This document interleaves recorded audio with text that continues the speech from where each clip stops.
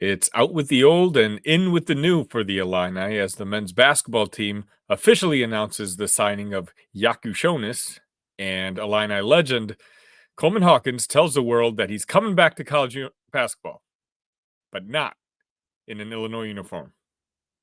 Locked on Illini, let's go.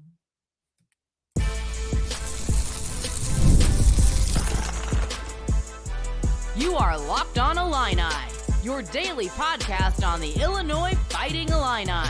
Part of the Locked On Podcast Network, your team every day. First and foremost, thanks for making Locked On Illini your first listen every day. We're free and available wherever you get podcasts and on YouTube, part of the Locked On Podcast Network, your team every day. Just a friendly reminder that we're the only source for daily Illini content. So if you're enjoying this, do me a favor, hit that like button, hit that subscribe button. Every single day we're adding new subscribers, and I'm really enjoying the whole process of building this community. A lot of you guys are following me on Twitter at IlliniCast and also in the chats of these shows. So I really do appreciate that, and let's kind of keep that momentum going. So wanted to say that I did what everyone else has been doing essentially, and that's listen to the good advice of my good friend from Locked On Badgers, Ryan. He basically suggested that I go ahead and start my own Discord like everyone else has one. So I'll leave a link for it in the description of this video or this podcast, wherever you're watching or listening to this from. Join us. We can talk back and forth every day. You can kind of hear my thoughts in real time about where people are going. I can kind of be a little bit more transparent about the things I'm hearing from certain sources who don't want me to exactly announce things here out in the open on YouTube or via podcast. So please, I look forward to it. I hope you join me. I'm already in contact with the Illinois Athletic Department about possibly giving out prizes and tickets to future events. So if that's something you're interested in, please join that Discord. All right, let's just get to it. Very late Wednesday night, Coleman Hawkins told Field of 68 reporter Jeff Goodman, and also Shams announced it. And so, when Shams announces something, it's basically official, that Coleman is going to be returning back to college basketball with the intention of transferring. It was pretty clear, and I've talked about it in this show before, that would probably be the path if you were going to come back to college basketball. I was certainly hoping that he was able to show enough at the NBA draft combine or at the private workouts where he would have been able to get the guarantee that he wanted, that he was seeking. Obviously, I think when you just kind of listen to Coleman Hawkins' words since the UConn game, I don't think he wants to come back to college basketball. And I don't think that anything has changed since then. But if you take a look at almost any of the mock drafts or rankings of, draftable players, Coleman is not in the top 60 in any of them.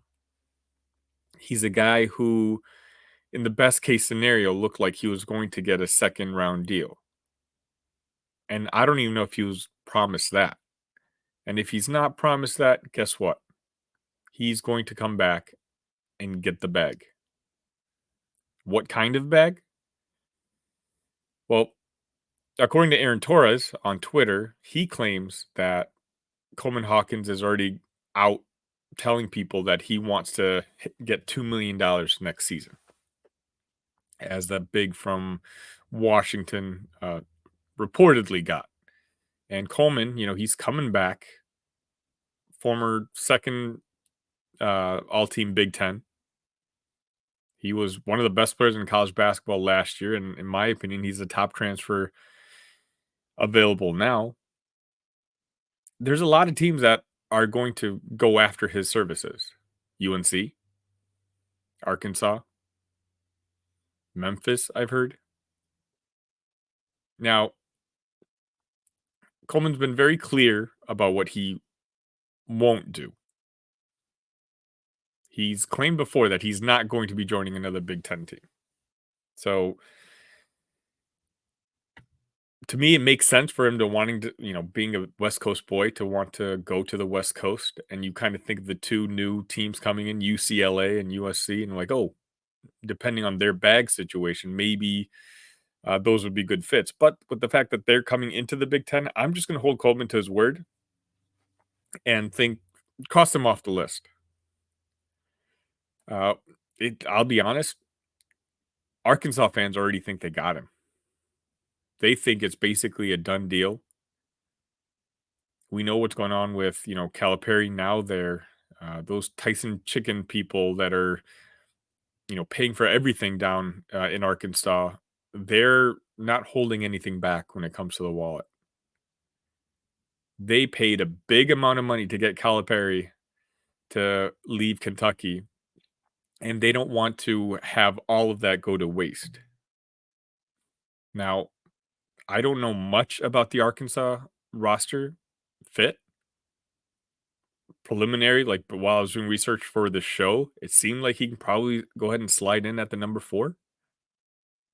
But I will say, if it's ultimately about the bag, as it kind of seems to be, and again, I don't begrudge him. I'm a diehard Illini fan. I'm a diehard Coleman Hawkins fan. I've talked about how much I appreciate what he's done for our program and appreciate the way he kind of leveled up all 4 years in college. If it's about the bag, I think Arkansas is going to clearly be it. You have other blue bloods interested. North Carolina,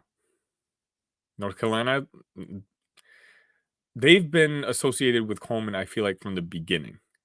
Ever since this was even rumored, you were seeing photoshops of Coleman in a UNC jersey, which, by the way, I wouldn't mind him going to play for North Carolina, because that is the best jersey in all of sports, that Carolina blue. And now that the Big Ten ACC Challenge is no more, I know I wouldn't really have to worry about playing him. And that's important for me. I don't want to root against Coleman Hawkins. I want to wish him well, root for him from as far away as possible. And North Carolina is one of those teams where, he should be able to be showcased. He'll be on TV. And North Carolina is a team good enough that he might be able to achieve the postseason success that has kind of eluded him. He might have a chance to win a national title there. I've heard about Memphis. Memphis is another team who is throwing money around. And as we're going to talk about a little bit in the next segment, a lot of the money that they may have allotted to a certain target is no longer coming there. So now they've got another bag that's open. So that could be an option. Now with UConn's Caravan, I think that's his name, announced he's returning. I thought UConn was going to be the perfect fit. Everything you know about Coleman Hawkins, I thought he would be a perfect fit to play under Dan Hurley for one last year. Let Coleman go get that ring. But now with Caravan coming, I don't think they need a 4. And I think it's very clear that Coleman's not going to come back to play the 5 position anymore like he did for the Illini last year. He's not a 5. And he was forced to play a 5 just because of the player situation on our roster. But we can just, diagnose and talk about what teams he could potentially sign with later on in a future episode. This episode's more so, I'm still seeing Illini fans kind of upset that he won't be coming back to an Illinois uniform. And I want to know when I close the door on it. And I think it's when he made it plenty clear to all of Illini Nation that he wasn't coming back. That was his quotes at the Combine when he said about returning to the Illini. They got a whole new roster coming in. I don't think it would be fair for me to come back in that place with all those guys expecting me not to be there. I mean, I've done 4 years at Illinois. I'm now an Illinois grad. I've put my heart and soul into Illinois for the last 4 years. So, I mean, it would be cool to go back one more year, but I just don't think it would be the right thing to do. Not just for myself, but for the staff and for the people coming in. Brad understood this. Coleman Hawkins understood this. Understand there's no real animosity between the two. Brad can't wait till May 29th for Coleman Hawkins to make a decision. He needed to go after and replace him with a guy like Hummerkaus, who knows, he might be able to provide something similar to what Coleman provided in an Illini uniform the last couple of years. But our front court, for the most part, the roster's set. Ivisic is going to be our center. Hummerkaus now is our 4. We spent a good amount of money on Kasparas Jakucionis. I believe that's how I was corrected by someone who covers him. All of that costs money. And I think simply for now, at least for this episode today, let's just all be okay with this happening. Thank you, Coleman. If all of a sudden, don't get me wrong, if tomorrow he announces he's signing for Purdue or Iowa, the mood changes a little bit. But for now, Coleman, if you're watching this, and me and him have traded DMs before, so you never know, he might, and hopefully, hey, Coleman, come on this show and announce your next destination. But I wish you nothing but the best, and I mean it when I say you're an Illini for life, and I appreciate it. Today's episode is brought to you by the Gametime app. The Boston Celtics, they're going to the NBA Finals. The Dallas Mavericks, they're up 3-1, and it looks like they're going to be going to the NBA Finals. What did Dallas and Boston have in common? 2 cities full of very wealthy people, and those tickets to those NBA Final games are going to cost a lot of money. That's why I plan on using Gametime, which makes NBA Finals tickets even faster and easier. Prices on Gametime app actually go down the closer it gets to the tip-off. With killer last-minute deals, all-in prices, views from your seat, and their lowest ticket price guarantee, Gametime takes the guesswork out of buying NBA tickets. Take the guesswork out of buying NBA Finals tickets with Gametime. Download the Gametime app, create an account, and use code LOCKEDONCollege for $20 off your first purchase. Terms apply. Again, create an account and redeem code LOCKEDONCollege for $20 off your first purchase. Download Gametime app today. Last minute tickets, lowest price guaranteed. Wednesday, May 29th was Kasparas Jakucionis. Let me try that again. Kasparas Jakucionis. I think that's how someone actually corrected me, telling me the J in the front of his last name is actually sounded out as a Y in the Lithuanian language. It was his birthday, and he got to celebrate it by officially signing with the Illini men's basketball team. And Brad Underwood actually released a statement. Let me go ahead and read it. We are excited to add one of the top European guards in Kasparas Jakucionis, Underwood said. He is extremely talented with great positional size. He is an elite point guard in pick and roll and a fabulous passer. He's also a scorer, so he has a versatility at multiple guard spots. Kasparas has tremendous experience. He's played against top international talent with Lithuania and Barcelona, and at his young age, even made a EuroLeague appearance. He has trained with older, proven players for years, which has allowed his game to flourish. Now, I want to circle back a little bit about, we knew that Illinois needed a wing player, and obviously AJ Storr was the first guy we were looking at, and things didn't work out for whatever reason. Depending on the rumors that you listen to, some of the requirements that it would have taken to get Storr was just not something that the Illini staff was willing to meet. So the next guy you kind of heard about was David Jones, who I wanted to kind of talk about next, and I kind of referenced in the first segment of the show. David Jones, averaged 21 plus points for Memphis last season.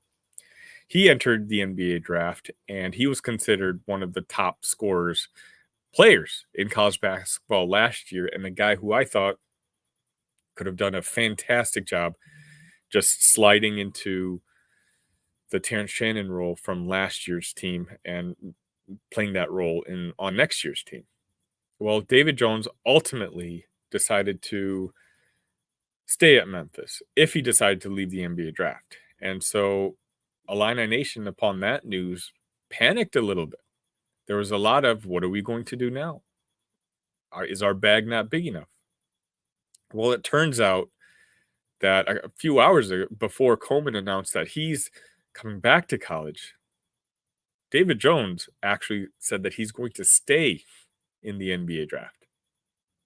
So now think about it. Think about how things have kind of turned out and, dare I say, worked out for the Illinois men's basketball team. Had we gotten David Jones' commitment a few weeks back with the promise of X amount of money, all this time we wouldn't have been able to go around and work for a guy like Igor from Real Madrid, or moving on from him, Jakucionis, who we ultimately landed on. We wouldn't be working on those relationships because we would have thought we have already had David Jones in the bag. We would have had him on our roster. But then imagine on the last day hearing David Jones is actually going to go ahead and stay in the NBA draft. Maybe he got the feedback that he wanted, and he's not going to be an Illini next year. Well, then guess what? Igor already signed with BYU. Kasparas, he's had other suitors as well. He was pretty far along with Gonzaga at one point. The Wake Forest fans thought they had him. They worked on that relationship the longest. It might have been too late for us to try to get in and establish a relationship now. I would say it is. I mean, he committed to us on Monday. He would have committed with any team basically as soon as that tournament last week was over. The Adidas Next Generation tournament that he played and that he quite honestly balled out at. The idea was he was going to finish that tournament and then he was going to commit to a team. That's what he did. Committed to Illinois. Had this all not worked out the way it did, there's a very good chance that Illinois would have been the one without a dance partner at the end of the day, once the song started. And I feel incredibly fortunate that things have worked out the way they have. I've discussed this. I love Kasparas. If you don't follow Ant Wright on Twitter, he actually came out with a couple-minute video scouting report on Kasparas. I'll try to remember to put that in the comments, or just remind me in the comments, and I'll link you to it. The more I watch of the kid, the more I like the kid. I think him and Kylan Boswell are going to fit perfectly in that backcourt. Honestly, Kasparas is a point guard. Okay, I'm just going to say it. Luckily, he has the size. Again, anywhere from 6'5" to 6'6", 200 pounds. He's got the size to be a 2 and a wing, but he's got the ball handling and he's got the vision of a point guard. And I think more often than not, it might be Kasparas bringing the ball up court and Kylan playing off the ball, which I think he will be capable of doing. And it's a future backcourt, which I think they're both okay. Kasparas is 18 years old as of Wednesday. Kylan is 19.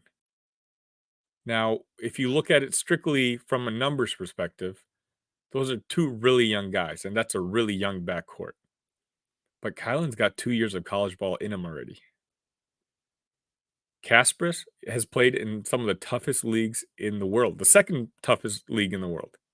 He's played up against NBA players like former Bull Mirotic. He knows what it's like to play against a level talents above, and he's balled out. He's shown he's belonged. He hasn't cowered. So while the numbers might look like we've got a young backcourt, I think we have a top 3, if not a top 2 backcourt in the Big Ten next year. Sure, you have the Braden Smiths, who, might be the preseason player of the year in the conference. But I think very highly of the 2 guys that we got. I'm just going to be very upfront with you. Again, I'm going to be bringing on an actual scout, someone who at least is more familiar with Kasparas's game, to come on here and give us a in-depth scouting report. That way, you can take their word instead of me being a biased Illini fan. But I look forward to that day. But again, I just want us to, again, just think about how grateful we should be. Things could have worked out a lot differently for the Illini. And I think while we may not have gotten the best case scenario, we certainly got a very good one.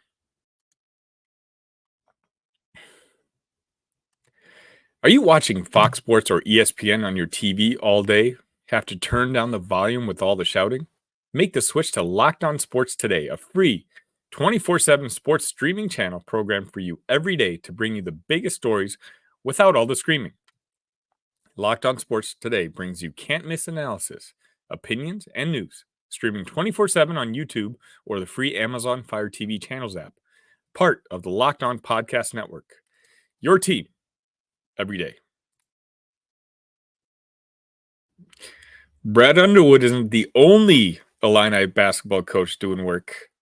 Shauna Green got a commitment from a very big basketball player, Leti Vasconcelos. I think I said that right. Now, I don't know if I'm just being trolled by Illini Athletics for my inability to really enunciate names, but I think I got that one right. Letty is a former transfer from Baylor. She was McDonald's All-American. She was ranked, I think, number 36 in the class of 2023.